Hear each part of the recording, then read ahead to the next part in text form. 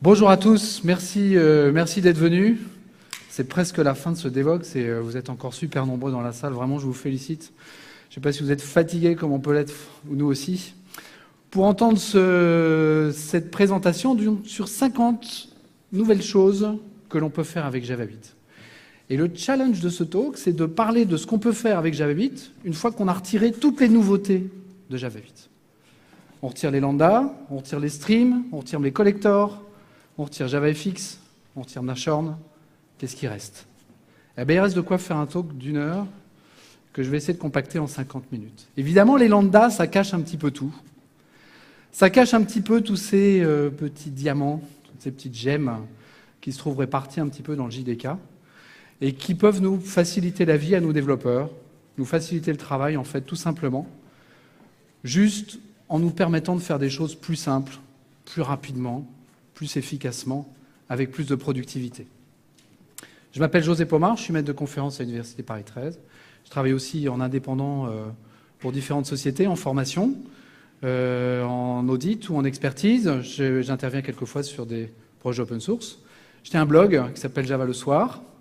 Voilà, on n'y allait pas maintenant, parce que sinon le C2 ne va pas tenir le coup. Donc vous le irez visiter à un autre moment. J'ai aussi un compte Twitter, José Pomar. Je fais partie d'une association dont peut-être certains parmi vous ont entendu parler, qui s'appelle le Paris Jug. J'y ai été invité il y a quelques années, puis j'ai répondu oui. Et depuis, je regrette, mais bon, c'est comme ça.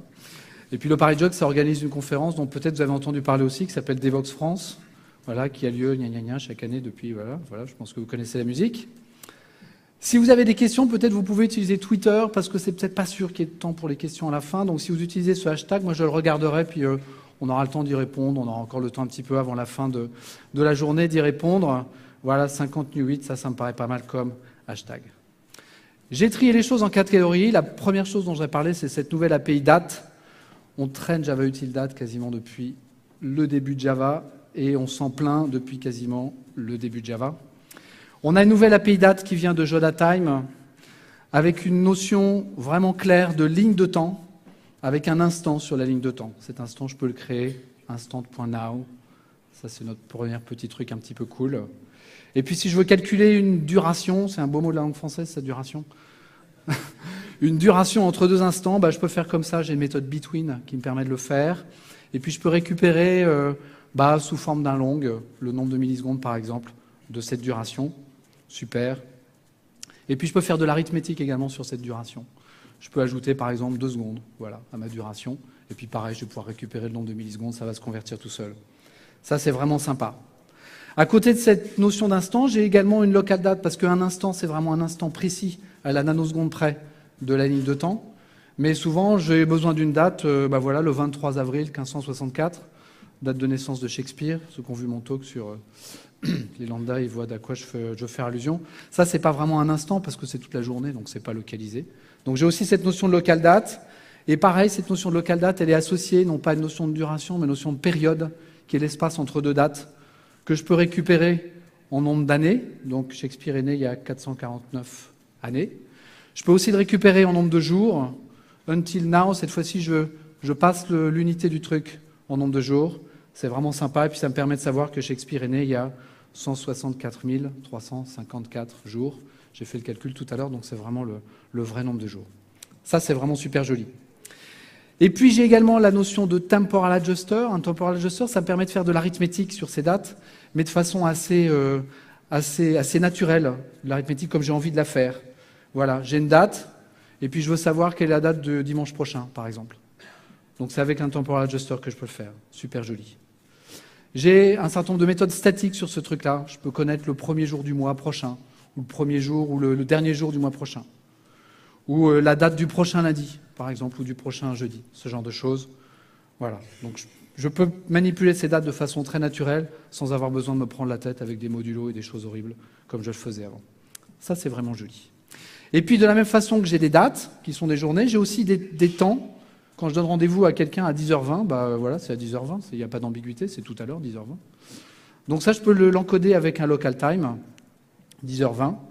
Et puis pareil, je peux faire de l'arithmétique sur ces local time, de cette façon, plus hour, voilà, je rajoute 2 heures à ce local time, ça c'est l'heure du café.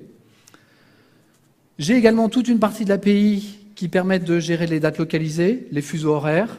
Je peux récupérer tous les fuseaux horaires directement dans l'API Java. Ça, c'est quand même vachement sympa. Si je veux récupérer un fuseau horaire particulier, j'ai cette méthode off qui me permet de le faire. Là, c'est un petit peu moins clair comme pattern. Là, je suis en train de créer une date dans un fuseau horaire donné. Je passe là le fuseau horaire, Europe London directement, et puis je l'imprime. Ça, c'est vraiment très très joli. Et puis, je peux aussi faire un zone daytime off. Je peux faire de l'arithmétique sur ce truc-là. Voilà, je prévois une réunion le 18 avril à 9h30. Et puis la prochaine réunion, elle est dans un mois. Donc j'ajoute un mois avec cette méthode qui me permet de faire de l'arithmétique. Et puis en fait, c'est un conf call. Les gens avec qui je parle, ils sont aux États-Unis. Donc je peux juste changer le fuseau horaire. En fait, cette date localisée, elle est associée à un instant sur la ligne de temps. Je récupère cet instant, je le change de fuseau horaire. Et ça me permet d'afficher la date et l'heure dans un fuseau horaire différent. 2 lignes de code pour le faire. Moi, je trouve ça super simple et quand même assez sympathique. Les patterns sont assez clairs. Et puis derrière, évidemment, des dates, ça s'affiche. Il n'y a pas 2 personnes qui sont d'accord sur la façon dont il faut afficher une date. On a tout un tas de normes ISO et de RFC là-dessus. Voilà, là, je vous ai donné 2 exemples. Je peux les afficher directement dans des formats. C'est également compris dans l'API. Super sympa. Évidemment, alors ça compte pas dans les petites gemmes. Je peux me connecter à Java Util Date. Bah oui, parce qu'aujourd'hui, mes dates, elles sont soit dans JDaTime, soit dans Java Util Date. Donc, je peux passer de date à instant. Je peux passer de timestamp à instant. Instant, c'est la nouvelle API. Timestamp, c'est le legacy. Je peux passer de date à local date. Le local date, c'est le 12 mai. Et puis, je peux passer également de time à local time, qui sont les deux trucs qui se correspondent. Ça, c'est pour l'API date. Tout un tas de nouveaux petits trucs. Ça ne va pas révolutionner ma vie, mais ça va quand même drôlement m'aider. La classe chaîne de caractères. On est toujours dans les trucs un petit peu marrants. Hein. Ça va peut-être pas durer. Hein. La classe chaîne de caractères, je peux, sur une chaîne de caractères, directement ouvrir un stream avec cette nouvelle méthode cars. C'est un stream dont les éléments sont les lettres de cette chaîne de caractères. Et donc ça, je peux faire des traitements dessus. Je peux se faire un for each, par exemple, pour afficher les caractères un par un. Si je fais un mapping et un for each, voilà, je vais faire, ça va me donner ce genre de résultat. Supposons que book, donc c'est un livre, donc c'est une chaîne de caractères qui est vraiment très très très grande. Je peux directement appliquer une expression régulière dessus. Donc celle-là découpe en fait ma chaîne de caractères en mots. Et puis je peux faire un split as stream. Ça va me créer un stream automatiquement sur cette expression régulière dont les éléments sont les mots qui sont le résultat du découpage de cette chaîne de caractères. Après, je peux faire un peu ce que je veux avec ces mots. J'ai un stream, donc toute l'API stream arrive derrière. La concaténation. Donc ça, on a tous écrit des concaténations comme ça. Il y a très longtemps, parce qu'on est tous des experts, évidemment. Et puis quand on était jeune, il y a un expert qui est arrivé, mais non, on était complètement dingue, c'est pas possible. C'est pas comme ça qu'on concatène des chaînes de caractères, c'est comme ça qu'on les concatène. String builder. Alors en fait, depuis Java 7, il faut savoir que quand on écrit de la concaténation de chaînes de caractères, ça compile directement avec un string builder, donc on n'a pas besoin d'écrire le string builder, c'est le compilateur qui le fait pour nous. Donc l'expert, on peut peut-être lui dire qu'il n'est pas si expert que ça en fait. Et je suis désolé. Et puis en fait, on a une nouvelle classe qui arrive dans le JDK qui est string joiner. Alors le string joiner, c'est peut-être pas un truc qui a une très très belle tête, mais grosso modo, je fais des adds dans ce machin-là, et puis quand je fais un toString, ça va me concaténer toutes ces chaînes de caractères que j'ai ajoutées les unes aux autres. Là, j'ai ajouté un caractère de séparation, donc ça va mettre le caractère de séparation automatiquement aux bons endroits, y compris si le truc est vide. Ça va m'afficher ça. Je peux même mettre un préfixe et un suffixe pour l'afficher comme ça. Ça, c'est assez sympa quand même, ça me permet d'éviter d'écrire le code moi-même. Si jamais mon truc il est vide, ça le prend en compte et puis ça me fait la bonne chose. Ça, c'est toujours l'effet de bord un peu pénible. Les gens qui font du TDD, ils vous montrent « Ah, mais machin, regardez, grâce à mon TDD, je peux vous montrer que votre code, il échoue. » Ok, d'accord. Là, maintenant, j'ai ça, donc c'est bien. C'est dans l'API, j'ai plus besoin de le tester. Merci. Et puis, en fait, ce string joiner, je peux même l'appeler directement avec une méthode statique de la classe string, qui est un string join, et qui me permet de faire ça directement. Et puis, cette méthode statique, là, elle prend un vararg, mais en fait, elle peut aussi prendre un itérable directement. Donc cet itérable, ça peut être un tableau, ça va ressembler au varargs, mais ça peut aussi être une collection ou une liste directement, ou un map.entrySet par exemple, ça c'est un set, c'est aussi un itérable, et ça va marcher directement. Super sympa. Du côté des entrées-sorties, dans les entrées-sorties, j'ai plusieurs choses nouvelles qui sont construites sur l'API IO de Java 7. En IO de Java 7, j'ai une méthode, j'ai cette classe pass qui arrive, qui est un peu le pendant de file. J'ai une méthode lines sur la classe file qui prend un pass en paramètre et qui va m'ouvrir un stream, par hypothèse sur un fichier texte. Chaque élément de ce stream, c'est une ligne de ce fichier texte. Donc pour lire ce fichier texte ligne par ligne, j'ai juste une ligne à écrire. Et puis comme ce truc-là, ça implémente auto-closable, je peux directement le mettre dans un try with resource. Et quand ça va se fermer, ça va fermer le stream, ça c'est normal. Mais le stream, il va savoir fermer le fichier sous-jacent, donc je n'ai pas à m'occuper de la fermeture du stream. Ça c'est quand même vachement sympa, ça j'aime beaucoup ça. Moins j'écris de code, et mieux je me porte. Enfin, c'est pas tout à fait le cas, mais bon, enfin, c'est quand même un peu. J'ai aussi une méthode list. Cette méthode list, elle me liste automatiquement tous les fichiers et répertoires qu'il y a dans un répertoire donné. Ça, c'est cool, ça. J'ai plus besoin d'écrire le machin, list file, le truc, puis récupérer, passer le filtre en paramètres. J'ai plus besoin. Ah, mais oui, mais moi, j'aurais bien aimé descendre dans les sous-répertoires, parce que là, c'est juste les répertoires à plat. J'aurais bien aimé descendre dans les sous-répertoires. Pas de problème.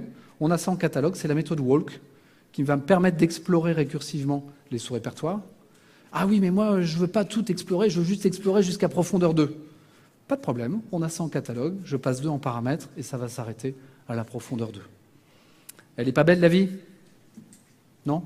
Bon, je continue. Des nouveautés sur List. Alors List, les grosses nouveautés, évidemment, c'est que ça se connecte avec des streams, mais ça, je ne vais pas trop en parler. J'ai une méthode for each sur l'interface itérable. Ça veut dire que quasiment toute l'API collection, sauf la branche map, enfin c'est pas une branche d'ailleurs map, c'est indépendant, récupère ce truc-là. Donc je peux faire un for each sur toutes les collections, les listes, les sets, etc.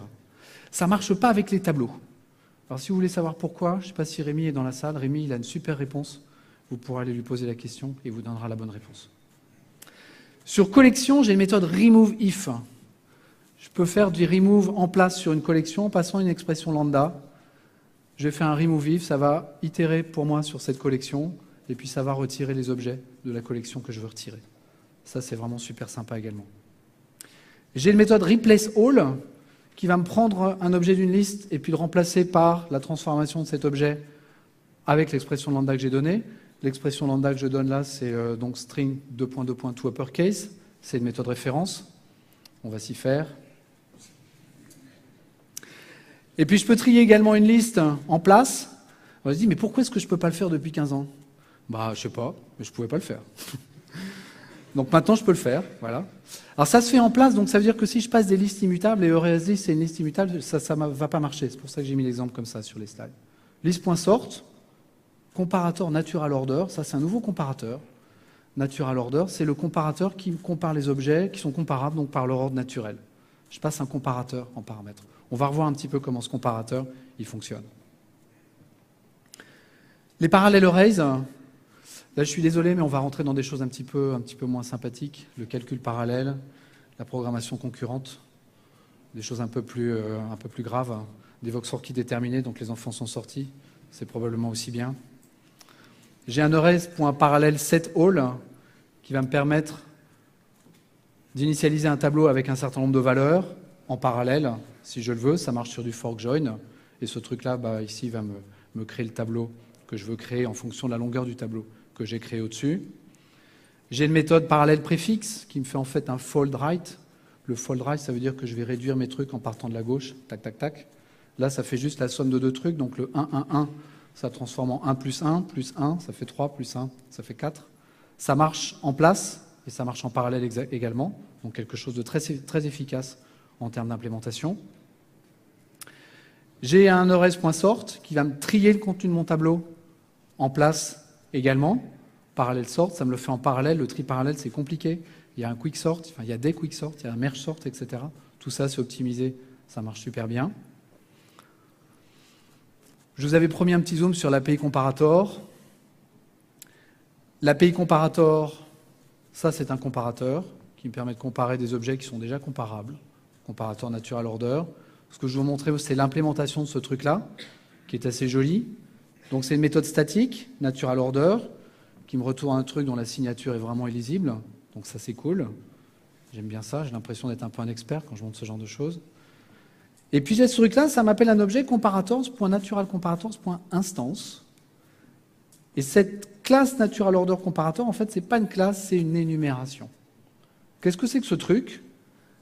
Ce truc, c'est un singleton. Plus personne n'écrit de singleton avec un private static instance, un constructeur privé, un double check locking et ce genre de choses. Les énumérations, ça date de Java 5. Java 5, c'était il y a 10 ans. Maintenant, on écrit des instances de singleton de cette façon-là, évidemment, parce que ça fait 10 ans qu'on doit faire comme ça. Pour le reste du code, le reste du code, il est super simple. C'est juste un appel à compartout, parce que les objets sont comparables. Et puis, j'ai un reverse qui me permet de faire le comparateur dans l'ordre inverse, qui fonctionne comme ça. J'adore ça. Je trouve ça super. Le comparateur complet, pour écrire un comparateur en Java 8, j'ai une méthode statique sur l'interface comparator. C'est ma bonne vieille interface comparator, elle n'a pas changé. J'ai juste rajouté une méthode statique, je passe une expression lambda. Ça me compare des personnes en fonction de leur nom de famille. Et puis après, Zen Comparing, ça c'est une méthode par défaut de l'interface comparator. Donc si jamais les noms de famille sont égaux, je vais comparer les prénoms. Et puis si jamais tout ça c'est égal, je vais comparer ensuite par les âges. Je peux chaîner comme ça, j'ai pas de limite. Les comparateurs en Java 8, ils sont un petit peu plus sympas, au moins à lire, peut-être pas à écrire, mais au moins à lire, que les comparateurs que j'avais avant. La classe map, encore des choses assez terrifiantes que je vais vous montrer, j'en suis vraiment désolé. J'ai une méthode forEach sur la classe map, enfin sur l'interface map en l'occurrence. J'ai dit que forEach, elle était sur itérable. Une map, c'est pas un truc itérable. Donc la méthode forEach, elle est aussi ajoutée sur la map. Un petit diamant de plus. J'ai une méthode replace. Replace, je passe une clé et une valeur. Si la paire clé-valeur est bien présente, je vais remplacer la valeur par la nouvelle valeur que je vais passer. Si elle n'est pas présente, je ne fais rien. J'ai une méthode replace all. Replace all, je passe une expression lambda. Je prends la clé et la valeur de l'expression lambda et je remplace la valeur existante par une nouvelle valeur calculée à partir de cette clé et de cette valeur. Ça, c'est quand même vachement sympa de pouvoir faire ça. Si jamais ça me retourne une valeur nulle, ça va m'effacer la paire clé-valeur. C'est-à-dire que ce truc-là, ça peut retourner nul, mais si ça retourne nul, ça retire la clé. J'ai une méthode remove. La méthode remove, elle existait déjà avant, elle prenait juste la clé. Mais maintenant, elle prend la valeur en plus, et donc je retire uniquement si c'est bien la valeur que je passe en paramètre qui est associée à la clé. Très sympa également. J'ai une méthode compute qui me remplace la paire clé-valeur par une nouvelle paire clé-valeur, enfin je remplace juste la valeur, calculée à partir de la clé de la valeur que je passe en paramètre. Et puis si jamais je retourne nul, ça me retourne la clé également. Ça aussi c'est sympathique. J'ai une méthode merge qui me permet de fusionner deux tables de hachage. J'avais rien pour faire ça avant. Maintenant j'ai un merge, je passe la clé, je passe la valeur de la table que je veux merger dans la première, et si c'est bien le bon truc, j'applique mon expression lambda qui prend la valeur de la première table et la valeur de la deuxième table et qui me calcule une nouvelle valeur à partir de ces deux valeurs-là. Ici, je m'en sers pour faire de la concaténation de chaînes de caractères. J'ai d'autres solutions pour faire ça également, notamment avec les collectors. Ça, c'est vraiment sympathique. J'ai une méthode putif absente qui me permet juste de rajouter une paire clé-valeur si la clé n'est pas là. Si la clé est déjà là, je ne fais rien. J'ai une méthode computif absente qui va ravir les gens qui aiment bien faire des bimaps, parce que ça me permet de faire des bimaps juste avec une seule ligne de code. Computif absent, je passe une clé. Si la clé est présente, je retourne la valeur, et donc je peux chaîner avec un argument sur la valeur. Mais par contre, si la clé est absente, je vais exécuter l'expression lambda que je passe en deuxième paramètre. Donc si je regarde ce code-là, si j'ai rien associé à 1, je vais créer une nouvelle table de hachage, et je retourne la table de hachage que je viens de créer. Donc je vais pouvoir faire un put dans cette table de hachage directement. Juste avec cette ligne de code, je fais une bimap sans avoir besoin de faire de test ni rien. Systématiquement, je retourne la valeur, que cette valeur existait auparavant, ou que ce soit la valeur que je viens de créer grâce à cette expression lambda. Ça, le computif absent, c'est super cool, j'aime bien, j'ai mis un gros diamant, parce que je trouvais que c'était joli. J'ai également un computif présente, qui associe une valeur calculée par l'exécution de la valeur, et qui retourne la valeur également. Donc ça marche exactement un peu de la même façon. Ça me permet aussi de faire des bimaps, mais d'une façon un petit peu différente. Un gros diamant pour celui-là aussi. Ça, j'aime bien ça. Avec les completable futures, on arrive dans une zone un petit peu glauque du JDK. Java Util Concurrent, c'est pareil. Java Util Concurrent, ça fait 10 ans que je l'ai. Je ne pense pas que ce soit encore la partie du JDK la mieux connue. On rajoute en fait une classe dedans, qui est une extension de future, et qui s'appelle Completable Future, qui va me permettre de faire de la programmation asynchrone. Ce truc-là, c'est la base de la programmation asynchrone, disons, dans le JDK. Qu'est-ce que je peux faire avec ce truc-là? Comment est-ce que je fais pour créer une tâche qui va s'exécuter dans le futur? Completable Future supply async. Je donne une expression lambda. Et puis là, je vais lire, par exemple, des pages web à partir d'URL. C'est typiquement le genre de truc qui va prendre du temps, parce qu'il y a des accès réseau, etc., des serveurs qui rament éventuellement. Et puis à partir de ce truc-là, je vais pouvoir, avec la méthode ZenApply, chaîner les appels une fois que ce completable future aura été exécuté. Qu'est-ce que ça fait? Qu'est-ce que je fais? Je lis une page. Quand la page est lue, je vais récupérer le contenu de la page et je vais extraire les images qui se trouvent dans cette page. Donc typiquement, c'est du parsing sur le HTML que je reçois. Et ce truc-là, qu'est-ce que ça me retourne? Ça me retourne le retour en fait de cette expression lambda encapsulé dans un completable future. Completable future, c'est quelque chose, je récupère l'objet immédiatement, mais le résultat, par contre, je l'aurai plus tard. Mais je peux continuer à chaîner les choses. Le then compose, il me retourne le bon truc, et je vais pouvoir, par exemple, faire un then apply dessus pour aller écrire les images sur le disque. Quand est-ce que les images seront écrites sur le disque? Premièrement, quand ma page sera lue. Deuxièmement, quand j'aurai fini le parsing de cette page. Ces deux opérations, ce n'est pas des opérations instantanées. Ça va se dérouler dans le futur, et au bout d'un moment, mes images vont aller s'écrire sur le disque. Ce truc, ça me retourne une liste de completable future, par exemple, de booléens, par exemple. Si le write to disk, ça me retourne vrai quand l'écriture a bien eu lieu. Et en fait, ce résultat, je vais pouvoir le mettre dans un appel à allof. Ce allof.join, le join, c'est le join, enfin, c'est la sémantique du join classique en programmation concurrente, donc ça me rend la main quand tout a été exécuté. OK, ça ne change pas. Ce join, qu'est-ce qu'il va faire? Il va me rendre la main quand, dans ce cas-là, quand toutes les tâches auront été exécutées, quand toutes les tâches que je passe en paramètres auront été exécutées, donc quand toutes mes images auront été écrites sur le disque. Je ne sais même pas dans quel ordre elles vont être écrites sur le disque, tout ça c'est du multithread, et à la limite je m'en fiche. J'ai aussi une méthode anyOf, qui elle va me rendre la méthode quand la première écriture ou quand la première tâche aura été finie d'exécuter. Donc si je fais par exemple une requête sur 5 serveurs, la même requête, je veux récupérer le résultat du serveur qui va me répondre le plus vite, je mets ça dans un anyOf, et puis ça va interrompre les autres requêtes que j'ai faites. Ça, c'est un peu du truc avancé, mais c'est quand même vachement sympa. Avec la méthode ZenCombine, je peux combiner plusieurs completable futures. Je peux faire du chaînage un par un de completable futures. CF1, ZenCombine, CF2. Qu'est-ce que ça va me faire? Ça va me combiner ces deux completable futures et ça va m'appeler l'expression lambda que j'ai derrière, qui est un truc un peu bidon là pour le moment, une fois que ces deux completable futures auront été exécutés. Mais j'ai d'autres méthodes dessus. J'ai ZenAcceptBoss. Ça veut dire que j'attends que les deux soient terminés et je vais mettre un consumer, c'est une autre expression lambda, un autre type. Et j'ai runAfterBoss. Je vais attendre que mes deux completable futures soient terminés et je vais passer un runable ou éventuellement un callable. Et donc une fois que ces deux trucs-là seront faits, je vais pouvoir invoquer une autre tâche, elle-même asynchrone, dans un autre thread. Et puis j'ai apply to either, et ça c'est la même différence. On trouve la même différence contre le allof et le anyOf, contre le slide précédent et puis celui-là. C'est-à-dire que plutôt que d'attendre que mes deux completable futures aient fini de s'exécuter, je vais dire il y en a un des deux qui gagne, et dès qu'il y en a un qui a terminé, à ce moment-là, je vais exécuter l'expression lambda que je passe en paramètre ici. Et pareil, j'ai un accept either, c'est pas la même expression lambda que je donne, plutôt que de passer une fonction, je vais passer un consumer, et puis run after either, je vais passer une tâche qui va être exécutée, elle, dans un thread.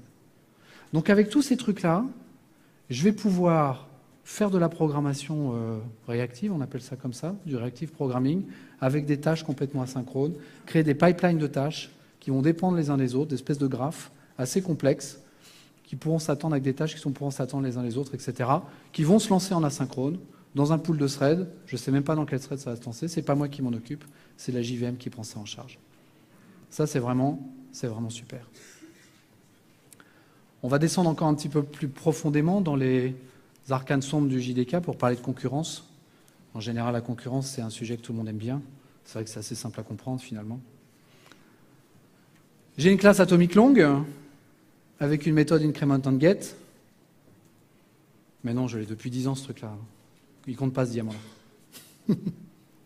Ce que j'ai de nouveau sur atomic long, c'est que j'ai une méthode update and get à laquelle je passe une expression lambda et je vais pouvoir appliquer cette expression lambda à la valeur du nombre qui se trouve dans mon atomic long, toujours de façon atomique. Donc je continue à faire du casing, mais plutôt que de faire juste des additions, je vais pouvoir faire des opérations plus complexes que je vais pousser en fait vers ma variable atomique. Et puis j'ai une méthode accumulate and get, qui est nouvelle également, Je lui passe une variable, je passe une expression lambda et je combine la valeur stockée dans mon atomic long avec la valeur que je passe en paramètre, combinée par l'expression lambda que je passe également en paramètre. J'ai une classe long_adder. Celle-là, elle est vraiment diabolique. Le problème de l'increment on get de l'atomic long, c'est qu'il y a un get dedans et que donc je dois lire la valeur immédiatement. Si j'ai une forte contention sur ce truc-là, ça ne va pas bien marcher parce que je vais passer mon temps à refaire les incrémentations, puisqu'à chaque fois, je dois lire la valeur. Le long_adder, qu'est-ce qu'il fait? Il a juste un increment, donc il ne retourne pas la valeur. Si j'ai des milliers de threads qui font l'incrémentation, plus j'ai de threads qui font l'incrémentation, et plus le long_adder va multiplier les compteurs à l'intérieur de lui-même. Il va s'adapter automatiquement. Il va donc avoir des compteurs partiels. Et quand je vais faire un get sur ce truc-là, il va accumuler tous ces compteurs en un seul pour me fournir le résultat. Donc ça veut dire que je diminue la contention par compteur sur ce truc-là. Je vous avais dit, c'est diabolique. J'ai un long accumulator. Le long accumulator, essentiellement, il fait la même chose, sauf qu'il est construit sur une expression lambda, donc il ne fait pas juste de l'incrémentation. Il peut faire des opérations un petit peu plus complexes, mais sinon la sémantique est exactement la même. J'ai une nouvelle classe qui s'appelle stampedLock. J'ai pas mal de classes lock dans Java Util concurrentes. Là, j'en ai une nouvelle. Qu'est-ce que ça fait? Quand j'écris juste ça, ça rappelle certainement le read-write-lock, si vous connaissez un petit peu ces choses-là. Je fais un write-lock, ça me retourne un stamp, donc un long, une espèce de hashcode. Read-lock, ça fait pareil. Ça, c'est un pattern que j'avais déjà en fait dans le read-write-lock, justement. Mais ce que je peux faire avec le stamped-lock, j'ai une classe. Alors évidemment, là, j'ai l'exclusivité entre les lectures et les écritures. Je suis en concurrence d'accès, donc forcément. J'ai une classe try_optimistic_read. Try_optimistic_read, qu'est-ce que je fais? J'essaie de faire une lecture optimiste. La lecture optimiste, ça veut dire que je lis le truc en priant pour que personne ne soit venu le modifier entre le moment où je le lis et le moment où je l'utilise. Donc je fais ma lecture, je pose mon lock, je récupère le stamp, je fais mes lectures, et puis après je vais aller lire mon lock pour savoir si le stamp a changé. Donc est-ce que le stamp que j'ai récupéré au début de mes lectures, il est toujours valide? Si oui, ça veut dire que personne n'est allé modifier ces variables dans mon dos, et donc que je peux continuer mes traitements. J'ai fait des lectures visibles, enfin j'ai bien la visibilité. Par contre, je n'ai pas la synchronisation, donc en termes de perf, j'ai vraiment beaucoup gagné. En revanche, si la valeur de mon stamp a changé, à ce moment-là, ma méthode validate va me retourner faux. Et là, évidemment, il faut que je recommence, soit que je recommence mon traitement, soit que je mette une synchronisation pour pouvoir faire mes lectures de façon correcte. Ça, c'est quelque chose qui va permettre de gagner en perf, à mon avis, dans pas mal de domaines. Avec la concurrente HMAP, on descend vraiment là dans les arcanes les plus profondes du JDK. La concurrente HMAP, c'est une réécriture complète de la concurrente HMAP V7. Vous aviez sué sans EO sur la concurrente HMAP V7 pour comprendre comment elle fonctionnait. Bonne nouvelle, vous pouvez oublier ce que vous saviez et recommencer de zéro, même si c'est peut-être un petit peu moins compliqué. C'est une classe qui est complètement thread safe. La concurrente HMAP V7, il y avait des locks à l'intérieur. Dans la nouvelle V8, il n'y a plus de locks. C'est un truc qui est complètement lock-free. Et puis j'ai toute une collection de nouvelles méthodes dessus qu'on va voir également. Elle fait 6000 lignes de code. Moi, j'ai toujours entendu dire qu'il fallait faire des classes avec pas trop de lignes de code dedans. Je vais même vous faire un aveu, ça m'arrive de donner ce conseil à des gens. Et je vais vous faire un deuxième aveu, il y a quelquefois des gens qui m'écoutent quand je leur donne ce conseil. 54 classes membres à l'intérieur, vous savez, les static classes, machin. Pour vous donner un ordre de grandeur, dans tout Java Util concurrente, j'ai 58 classes. Donc ça, c'est un gros diamant, ça vraiment, un gros diamant. Ça veut dire qu'à elle seule, en fait, elle double le nombre de classes qu'il y a dans Java Util concurrente. Et en plus, elle amène des nouveaux patterns. En plus, elle amène des nouveaux patterns. J'avais une méthode size sur map. Alors la méthode size, quand on est en concurrence d'accès, il ne faut jamais l'utiliser parce que je ne peux pas savoir, enfin même une bête list, si j'ai vraiment une forte concurrence d'accès avec des threads qui ajoutent des données, des threads qui en retirent, je fais un size entre le moment où je calcule le size et le moment où je l'utilise, le size il a varié. Enfin bon, déjà appeler size, il faut être un peu, à mon avis, c'est pas une bonne idée, voilà. Et bien là, j'ai une nouvelle méthode, mapping count, et si je la cite, c'est parce que cette méthode, elle ne retourne plus un int, mais retourne un long. Ça veut dire que si vous avez des milliards de paires clés-valeurs à mettre dans une table de hachage, la méthode size, elle peut éventuellement... Alors, elle ne peut pas vous retourner de valeur négative parce qu'il y a une protection quand même. sur ce truc-là, mais elle peut vous retourner une valeur qui n'est absolument pas le nombre de paires clés-valeurs que vous avez. Bah là, avec le long, vous pouvez vraiment charger votre table de hachage avec des milliards et des milliards et des milliards de paires clés-valeurs. Ça va pouvoir fonctionner et vous allez pouvoir retourner une valeur qui sera peut-être vraiment sans aucun sens, mais qui sera quand même plus exacte que si c'était un int. J'ai une méthode search sur ma table de hachage. Cette méthode search, alors déjà, elle prend un paramètre un peu bizarre, elle prend 10 comme paramètre. Là, j'ai mis 10, j'aurais pu mettre 100, hein, peu importe. Elle prend des paires clés-valeurs, et puis en fait, c'est un prédicat, ce truc-là, enfin un biprédicat, qui prend la paire clé-valeur, qui fait comme retour, bah oui, ça c'est la valeur que je cherchais. Ça me retourne la première valeur trouvée. Ok, là, c'est un peu bidon comme truc. Et puis j'ai une méthode search key également qui va marcher juste avec les clés, search value, puis search entry. Ok. Et ce 10, qu'est-ce que c'est que ce 10 que j'ai là? Eh bien, ce 10, c'est le taux de parallélisme. Ça veut dire que si j'ai plus de 10 éléments dans ma table, la recherche va se faire automatiquement en parallèle. Et si j'en ai moins de 10, elle va se faire en série. C'est génial, non? Non, c'est pas génial? Bon, ok, c'est pas génial. Moi, je trouve ça génial. Si je veux pas que ça se fasse du tout en parallèle, bah, je peux passer max value, un integer max value. Là, ça se fera jamais en parallèle. Et si je veux que ça se fasse systématiquement en parallèle, bah, je peux passer 0. Dès que j'ai une valeur dans ma table de hachage, c'est bien parce que je peux la rechercher en parallèle. Ce sera évidemment beaucoup plus efficace. Forcément. J'ai une méthode for each directement sur concurrent hmap également. Alors vous dites, mais je l'avais déjà sur map. Oui, mais là, l'implémentation, elle est un peu différente. Elle prend ce 10 également. C'est-à-dire que le for each, je peux aussi le faire en parallèle à partir d'un certain volume de ma table de hachage. Et pareil, j'ai un for each qui va prendre les paires clés-valeurs. J'ai un for each key. Et puis j'ai un for each entries qui va prendre directement l'entry plutôt que la paire clés-valeurs. Donc j'ai plusieurs sémantiques du for each, plusieurs types de fonctionnement. Et puis j'ai une méthode reduce. Je peux faire du map filter reduce directement sur concurrent hmap. Je ne suis pas obligé, si je veux faire du map filter reduce sur une implémentation de map quelconque, je ne peux pas faire de stream sur une map, donc je suis obligé de passer par l'entry set. L'entry set, il n'est pas très coûteux parce que c'est juste une vue en fait sur le tableau des map entry, mais il a une sémantique d'itération qui est éventuellement un petit peu compliquée. Enfin, en tout cas, qui est coûteuse, qui est pas totalement gratuite.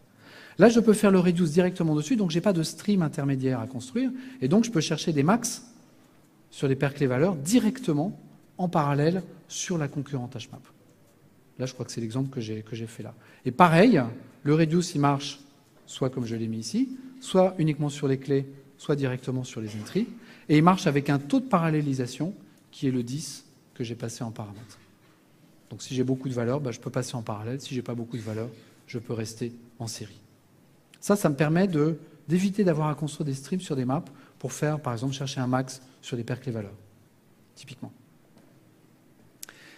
Et puis alors, j'ai un dernier truc qui arrive sur le concurrent H7, sur la concurrente hmap. En Java Util Concurrent, un des reproches qui avait été fait, c'est que je n'ai pas de concurrent H7. Un H7, comme vous savez, c'est une table de hachage dans laquelle c'est implémenté en fait sur une table de hachage dans lesquelles les valeurs sont un peu spéciales. Donc si je veux faire un concurrent H7, il fallait que je bidouille la concurrente hmap ou la concurrente skiplistmap. C'était pas forcément super élégant à faire.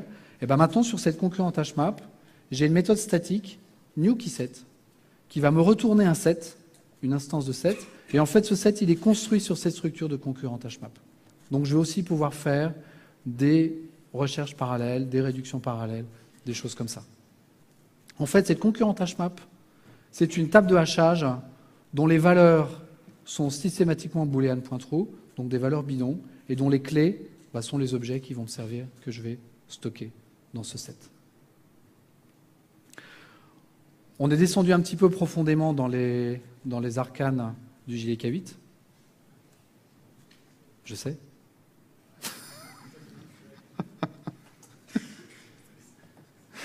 On est descendu un petit peu profondément dans les arcanes du JDK8. On a compté les diamants. Je vous ai montré des petits diamants qui étaient répartis un petit peu partout.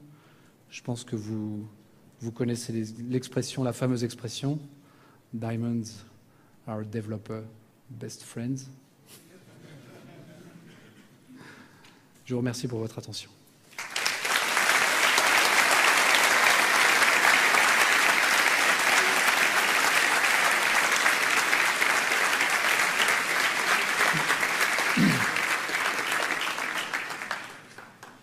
Et on a un petit peu de temps pour les questions-réponses, si vous le souhaitez.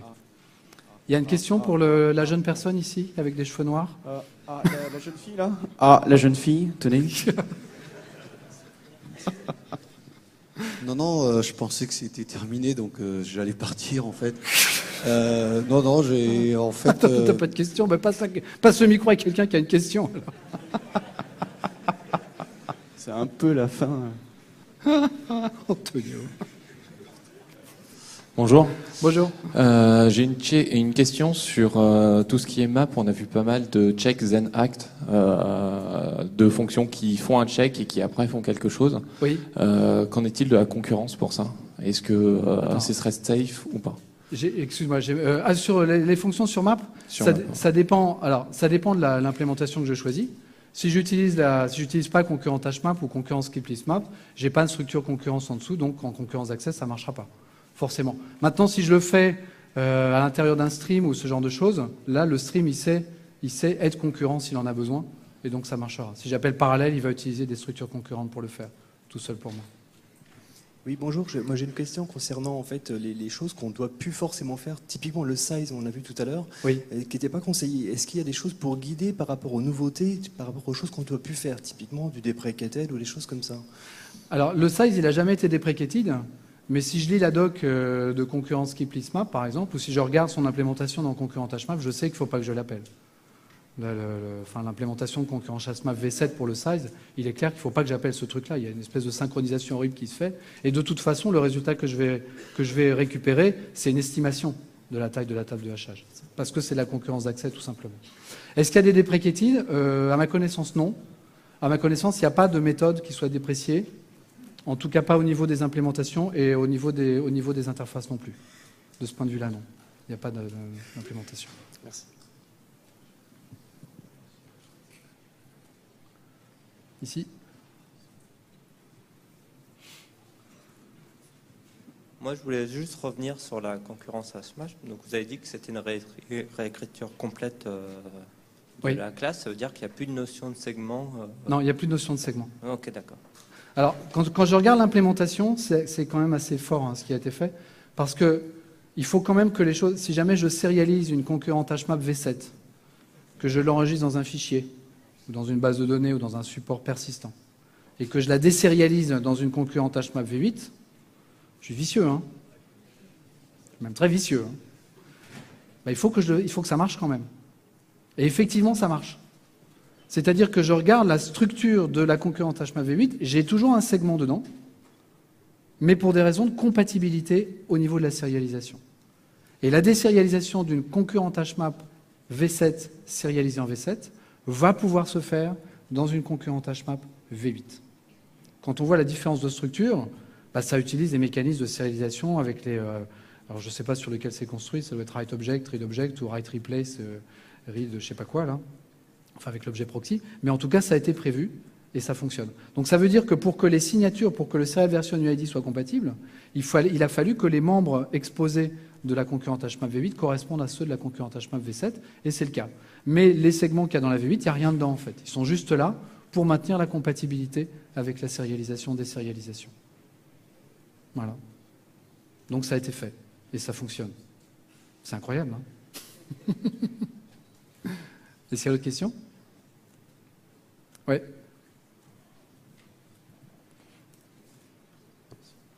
Si maintenant les maps peuvent contenir des milliards d'éléments, oui. Pourquoi les seuils que l'on a vus sur les search et compagnie sont toujours en int? Parce que ça, c'est le taux de parallélisation.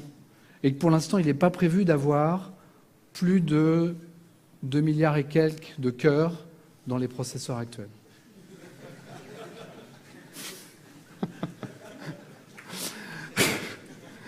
Alors en fait, ce que je dis, c'est vrai et pas vrai. Moi, parce je que pensais que c'était le nombre d'éléments à partir duquel on parallélisait. Ah oui, pardon, exact, oui. C'est le nombre d'éléments à partir... Bah oui, oui, oui.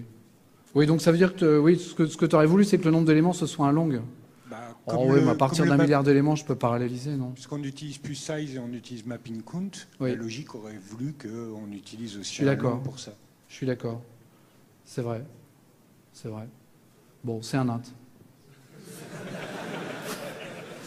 Cela dit, au-delà d'un certain nombre d'éléments qui est de l'ordre du million ou quoi, au-delà de cela, il y a toutes les chances que ce soit intéressant de paralléliser. Le but, c'est de ne pas paralléliser quand j'ai vraiment trop peu d'éléments.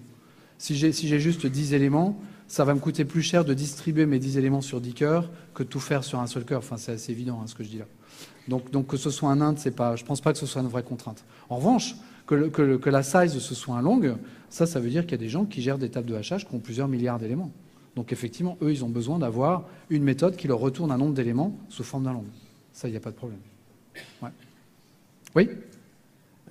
Quel est l'intérêt d'avoir laissé ce paramètre-là du nombre d'éléments à partir duquel paralléliser? Il n'y avait pas moyen de choisir cette valeur automatiquement plutôt que de laisser l'utilisateur faire? Parce que là, moi, je me mets en situation, je me dis, qu'est-ce que je mettrais là, à cet endroit en fait? Quels sont les critères qui feraient que je mettrais telle ou telle valeur? Quand on veut déterminer si on a besoin de paralléliser un traitement ou pas, en fait, on s'intéresse à deux choses.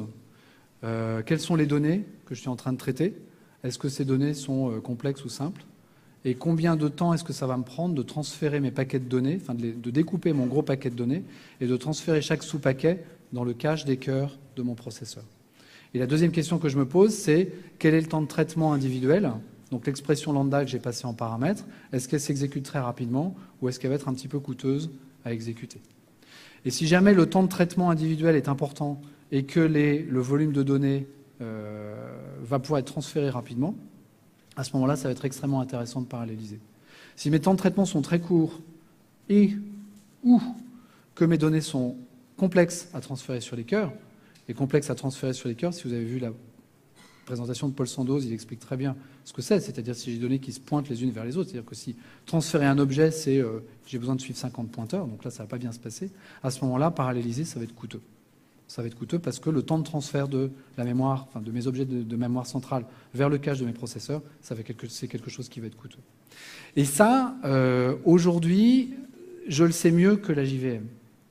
Donc il vaut mieux que ce soit moi qui le décide, plutôt que la JVM.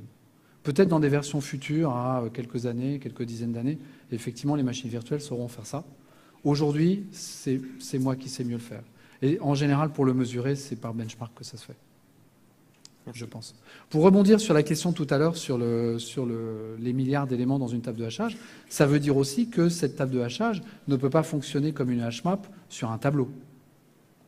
C'est pas possible, parce qu'un tableau, ce qui indexe un tableau, c'est un int. Donc si je veux vraiment mettre des milliards de paires clés-valeurs dans une table de hachage, la structure fondamentale, ça ne peut pas être un tableau. Et effectivement, la structure sous-jacente, ce n'est pas un tableau.